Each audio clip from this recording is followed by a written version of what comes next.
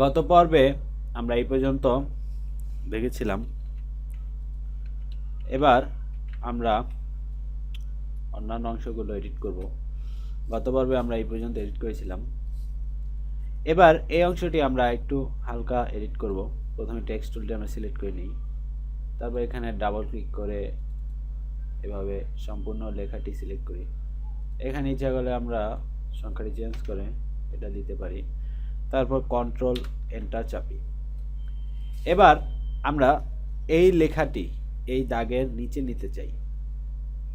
সেটি করতে এখান থেকে এই অপশনটি সিলেক্ট করি, অথবা এখান থেকে ক্যারেক্টার প্যানেলটি নিয়ে এসে প্রথমেই এই সম্পূর্ণ লেখাটি এভাবে সিলেক্ট করি। এবার এখানে দেখুন একটি অপশন রয়েছে, এই অপশনে আপনি সিলেক্ট করে আপনি যদি এভাবে বাড়ান তাহলে দেখুন আমরা কন্ট্রোল এইচ চেপে এটা হাইড করে নিতে পারি। সিলেকশনটি কন্ট্রোল এইচ চাপি, এবার সিলেকশনটি হাইড হয়ে রয়েছে। এবার আমরা যদি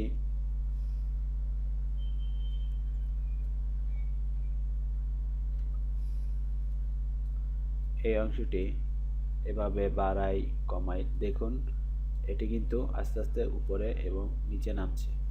তো আমরা এটি যেহেতু নিচে নামাবো তাই আমরা -8 দিলাম। এবার কন্ট্রোল এইচ চেপে আবার এটি হাইলাইট মোডটি ফিরিয়ে আনি, অ্যাকসেপ্ট করি। এবার এই লেখাটি আমরা নিচের দিকে নিয়ে আসবো। এটি আমরা আগেও দেখেছি। এ চেপে অথবা এখান থেকে এটি এই আইকনটি ক্লিক করে আমরা এখান থেকে এক্স এভাবে নিয়ে আসি। হ্যাঁ, মোটামুটি এটাতেই হবে। এবার আমরা লোগো তৈরি করব, তবে লোগো তৈরি করার আগে একটি ছোট কাজ করতে হবে। আমরা পূর্বেই কিছু অ্যাডভান্স কাজ করে রেখেছি, যেমন এখান থেকে লোগো গ্রুপ এই অপশনটি আমাদের আগেই ছিল।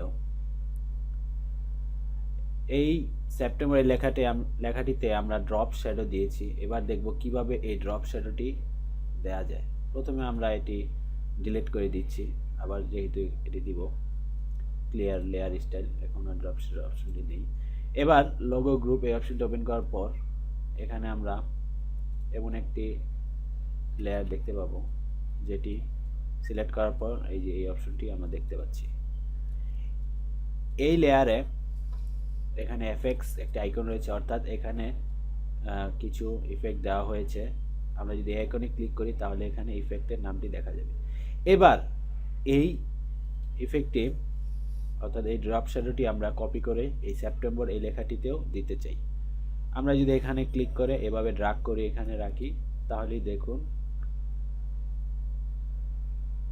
না এটি আমরা ড্রাগ করার আগে অবশ্যই ফুল লেয়ারটি নয়, শুধুমাত্র এফেক্টস এই লেখাটি এভাবে ড্রাগ করব।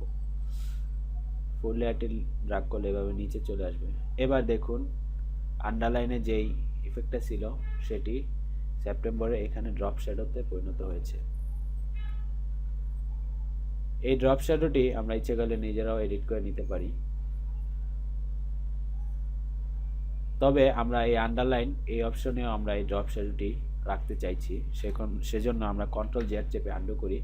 এবার অল চেপে আমরা যদি এফএক্স আইকনটি এভাবে ড্রাগ করে সেপ্টেম্বরে দেই তাহলেই খুব সুন্দরভাবে এটি ডুপ্লিকেট হয়ে গেল। এবার আমরা ড্রপ শ্যাডোটি ওপেন করতে পারি। এখানে আমরা দেখে নেই ড্রপ শ্যাডোতে কি কি অপশন রয়েছে। এখানে মাল্টিপ্লাই ওকে, আমরা এখান থেকে কালারটি চেঞ্জ করব।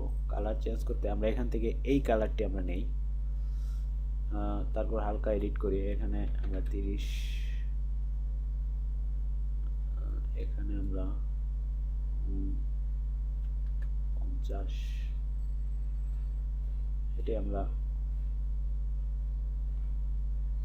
20 দেই।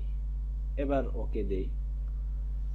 বাকি অপশন ডিস্টেন্স 5, সাইজ 5, বাকি অপশনগুলো ঠিক রেখে আমরা ওকে দিই।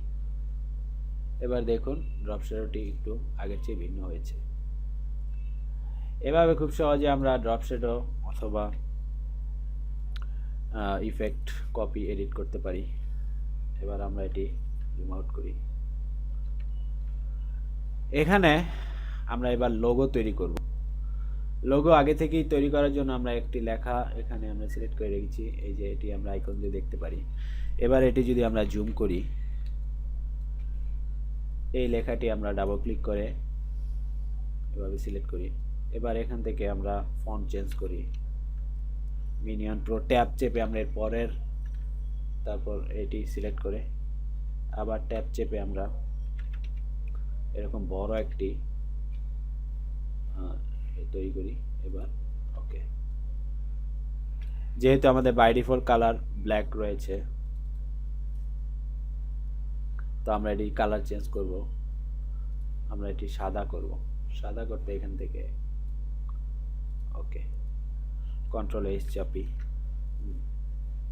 যাতে আমরা এটি দেখা না যায়। এবার এখান থেকে আমরা ম্যাট্রিক্স থেকে অপটিক্যাল দিই যাতে লেখাটি আরো খুব সুন্দর দেখা যায়। তারপর আমরা ইচ্ছে করলে এভাবে আগে ফুল লেখাটি আমরা বড় করব, তো এটা ডাবল টি দেই। এবার কন্ট্রোল এইচ চেপে আমরা এটা হাইড করি। এখানে দেখুন ও এর পাশে স্পেসটি বেশি হয়ে গিয়েছে, ও এর সাথে ইউ এর, তো আমরা এটি কমাবো। এখানে মাউসে রাখার পর অল্ট চেপে আমরা যদি লেফট অ্যারো কি চাপি, দেখুন এভাবে আমরা স্পেস কমাতে বাড়াতে পারি।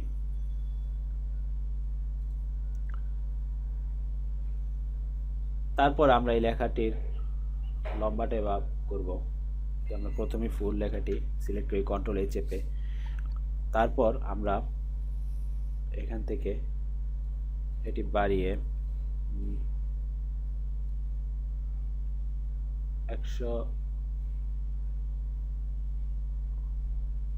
110